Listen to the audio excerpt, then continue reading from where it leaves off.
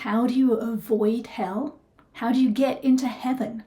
This isn't religious, it's spiritual.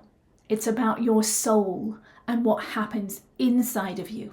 And what I've discovered might be different from anything that you have heard to date. I've spent the last 17 years diving into my inner world, what Carl Jung called shadow work, what Eckhart Tolle calls dissolving the pain body. For me, eventually, it meant placing my awareness inside my body to feel tension at the root where it was stored and release it.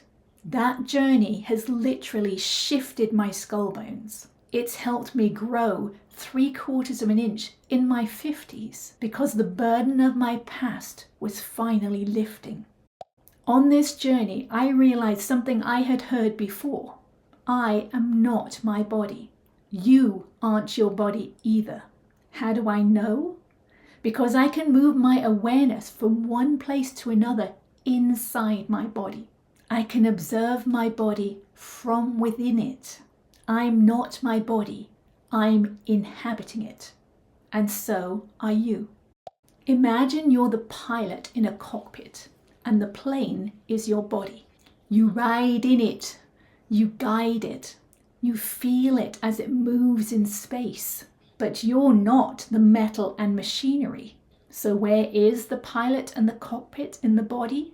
To me, the pilot is consciousness, or my soul, that lives inside of my skull, in what I believe is the sphenoid sinus. Consciousness is the pilot. The sphenoid sinus is the cockpit.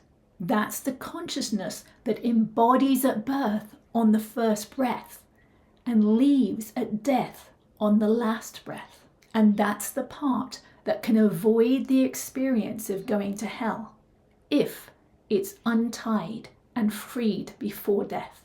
This inner work isn't just personal growth. It's untying and revealing the real me from the body, the real you from your body. Jung called it individuation. Jesus called it dying before we die. What ties us down? Tension, knots, adhesions. At the deepest level, these are all tension stored in our connective tissue, our fascia, like the muscle knots you already know, or scar tissue that pulls against the skin. This tension is stored with memories, emotions, traumas, big and small, and the conditioning of childhood. How do you reach the tension? Through your memories and emotions, through the trauma, and through the conditioning from childhood. Big traumas could be accidents, war, death. Little traumas could be teasing, hurtful words, embarrassment, resentment, the urge for revenge, judgment, and times when we hurt others. What most of us don't realize is that our bodies store more than our perspective. If your mum was anxious, you picked up on her fear. If your dad was angry, you stored that anger. If you bullied someone, you carry not just your own experience, but theirs. To fully release the tension, you must access and free all these threads. Here's the truth that's easier to ignore. Every negative emotion you've ever suppressed, every emotion you've buried instead of felt, it doesn't just vanish. It lives on in your fascia, in your connective tissue. It twists your body. It shapes your mind. It colors how you see the world. It shapes how you move, breathe, and even how your voice sounds. And if you don't face it now, you'll face it at death. Because when you leave this body, all of those unresolved emotions come rushing back. That's hell.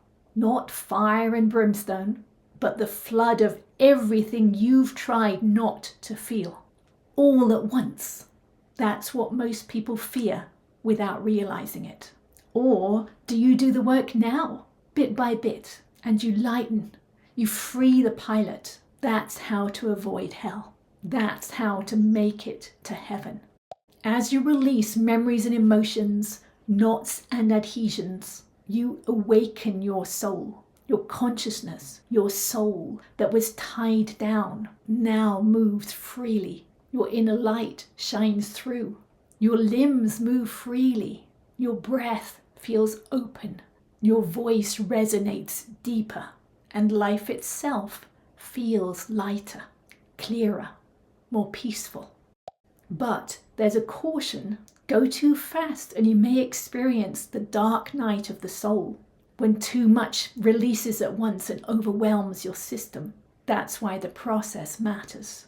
Layer by layer, steadily, safely, untie the knots, unwind the tension, integrate the changes, so you aren't consumed later, but freed now.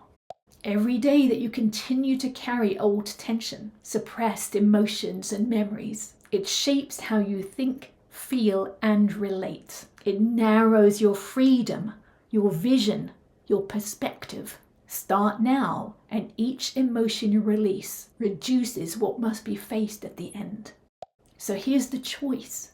Do the work now, bit by bit, while you're alive, or leave it for death and experience it all at once, where it could feel like hell as you pull out of your body. Doing it now, though, awakens your soul. It releases you from the bindings of the body. It heals you. Yes, it takes effort and focus, sometimes discomfort, but wouldn't you rather face it one step at a time, rather than all at once, at death? If you're ready for a clear path, not guesswork, I've built a step-by-step masterclass to guide this inner work safely, systematically, and gently. The link is right here.